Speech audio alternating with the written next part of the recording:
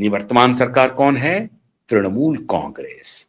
और तृणमूल कांग्रेस का जो ठेकेदार वो केवल बॉर्डर इलाके में नहीं मौजूद है, उसके तार सीधा सीधा सेक्रेटेरिएट कोलकाता से जुड़े हुए हैं। उस सेक्रेटेरिएट में कौन अधिकारी है, कौन पुलिस वाला है जो स्थानीय रूप से बीएसएफ के साथ मिलकर के ये काम कर रहा है? ये मामला छोटा नहीं है, ध्यान रखिए आप। अब जब ये ट्रेल खुल रहा है तो पता चलेगा पुलिस में वो कौन नेटवर्क है जो इस तरह का काम कर रहा है, और बॉर्डर सिक्योरिटी गार्ड में वो कौन डार्क शार्क है जो कि छुप करके इतना बड़ा स्मगलिंग का, ह्यूमन स्मगलिंग का काम कर रहा है। और अगर ह्यूमन ट्रैफिकिंग हो रही है, इसका मतलब है अन्य चीजों की भी स्मगलिंग हो रही है। मतलब अवैध हथियार भी आ रहे हैं, अवैध ड्रग भी आ रहे हैं, जो बैंड ड्रग हैं वो आ रहे हैं, और नकली नोट आ रहे हैं। तार बहुत लंबा है मित्रों। मैंने कल ही आपको कहा था कि एनएसए डोवल ने जब पूरे पश्चिम बंगाल की फाइल मंगाई तो अब ये सब राज खुलते जा रहे हैं। इसीलिए केवल कंसंट्रेशन जो सेंटर है वो कंसंट्रेशन सेंटर नहीं है, वो कंसंट्रेशन सेंटर पूछताछ केंद्र बन गया है। जरूरत पड़ी तो पुलिस को सख्ती भी इस्तेमाल करनी पड़ेगी। अब उसमें अब ये कहानी, जब एनएसए की एंट्री हुई है तो एनएसए ये कह रही है कि कोई आदमी अगर बाहर से आ गया है तो वो अपने साथ साथ सिर्फ अपना शरीर नहीं ला रहा है, वो बहुत चीज एक्सपोज करने के लिए आ रहा है। वो एक्सपोज कर रहा है कि हमारे सिस्टम में वो कौन भ्रष्ट अधिकारी है जो इस तरह का काम कर, क्योंकि बिना उसके ये हो नहीं सकता है। अगर फेंसिंग नहीं भी हो तब भी बॉर्डर सिक्योरिटी गार्ड वहां पर हमेशा पेट्रोलिंग में रहती है।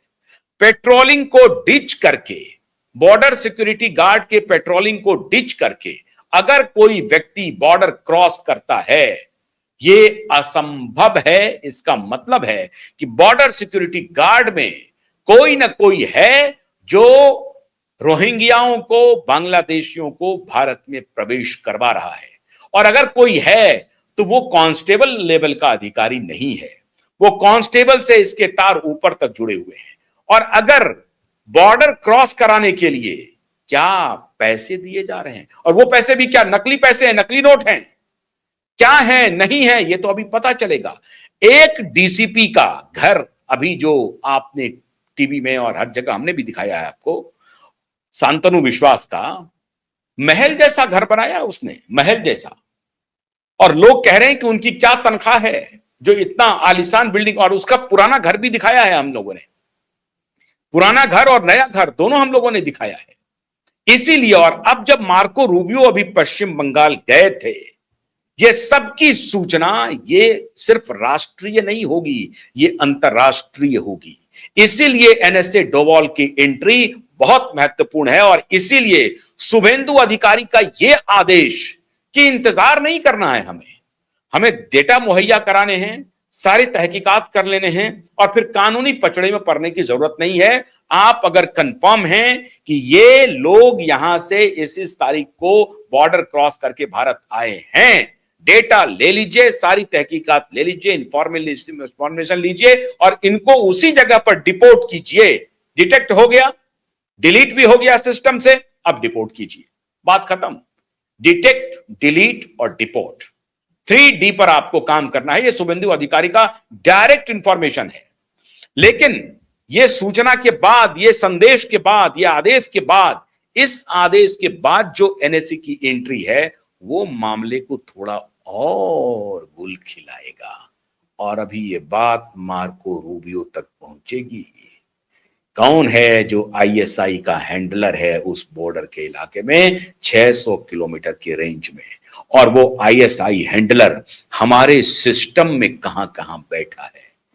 क्या वो उस बिल्डिंग में भी बैठा है जो बिल्डिंग 5 मई को भगवा रंग में रंग गया है? इसके पहले वो हरे रंग का था, उसके पहले वो लाल कलर का था, लाल सलाम होता था। अब वो रेड बिल्डिंग जो थी वो ग्रीन हुई और फिर ग्रीन के बाद अभी भगवा हो गई है। तो क्या आईएसआई के हैंडलर भगवा बिल्डिंग में भी आकर के बैठ गया है? शुभेंदु के आसपास है वो, क्योंकि इतना बड़ा तंत्र आसानी से नहीं चल सकता। आखिर क्या बात थी कि हाकिम को कोलकाता का मेयर बना करके पिछले 7 साल से ममता बनर्जी बैठी हुई थी। वो विधायक भी था, वो मेयर भी था, वो मंत्री भी था। इतना बड़ा कानून का उल्लंघन दुनिया में आपने कहीं नहीं देखा होगा। कोई तो कारण होगा। अब ये हाकिम क्या सिर्फ रियल एस्टेट का खेल कर रहा था? नहीं, ये बॉर्डर सिक्योरिटी का, हमारे भारत के सिक्योरिटी को तार तार करने में इनके क्या तार जुड़े हैं, अब ये पता चलेगा। क्योंकि कोलकाता में मेयर बनकर के बैठा है वो 8 साल से, हाकिम जी 8 साल से मेयर बनकर के बैठा है। और फिर मेयर की तो कोई ना कोई औकात होगी, फिर वो मंत्री भी है। इसका मतलब है कि बॉर्डर का वो 600 किलोमीटर का इलाका और कोलकाता का ये हाकिम, इसके बीच में कोई ना कोई रिश्ता है। ये केवल रियल एस्टेट बना रहा है, अवैध जमीन को कब्जा कर रहा है अवैध रूप से, केवल ये मामला नहीं है।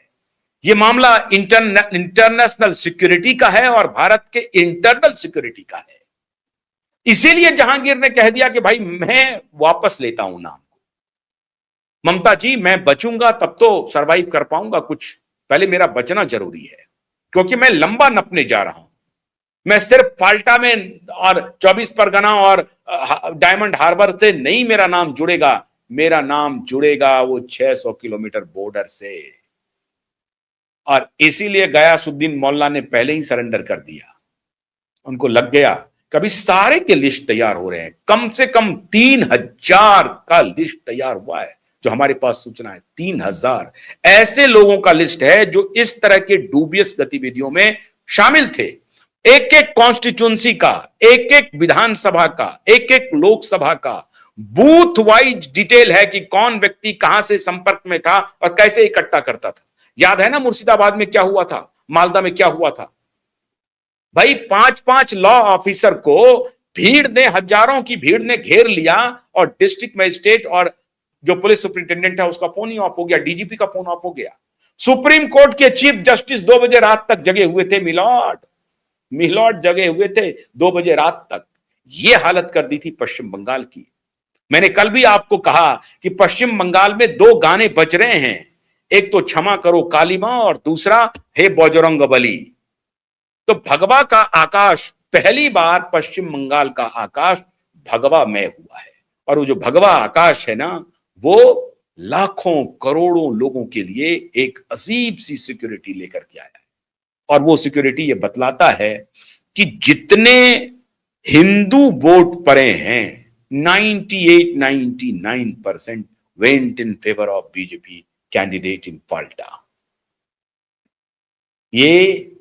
अब ये डिवीजन कहें या गुस्सा कहें या तुष्टीकरण की सारी मर्यादा ममता बनर्जी क्रॉस कर गई थी।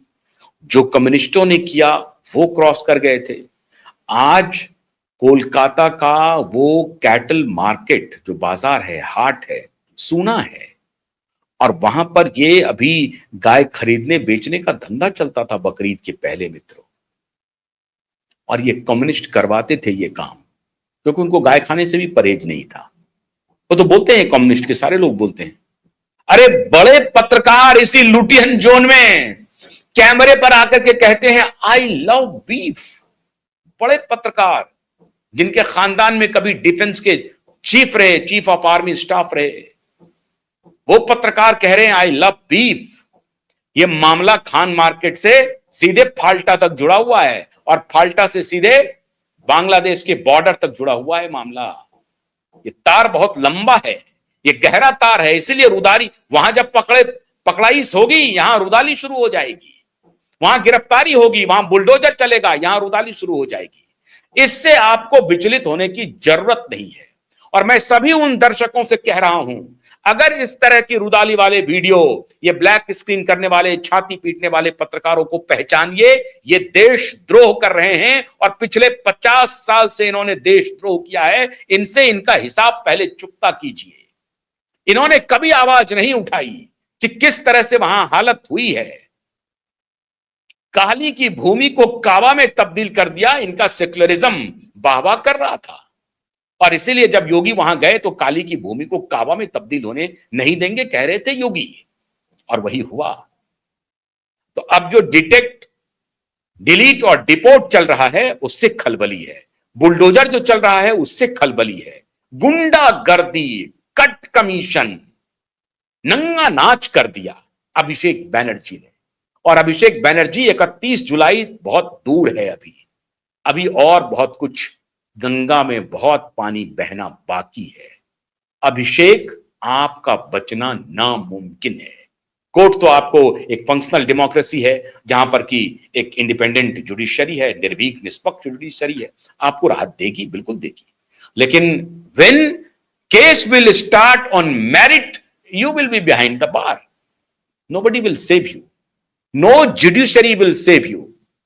क्योंकि जो अपराध आपने किया है ना, वो अपराध क्षम्य नहीं है, क्षम्य नहीं है वो अपराध। इसीलिए अभी जो कल छापेमारी हुई है तो बिलबिलाहट है, होने दीजिए, अभी चलेगा मामला। लेकिन अभी एनएससी की entry, detailing, detect, delete, deport चल रहा है। बकरीद पर सिर्फ एक दिन की छुट्टी है, ध्यान रख लीजिए। बहुत बहुत शुक्रिया, नमस्कार।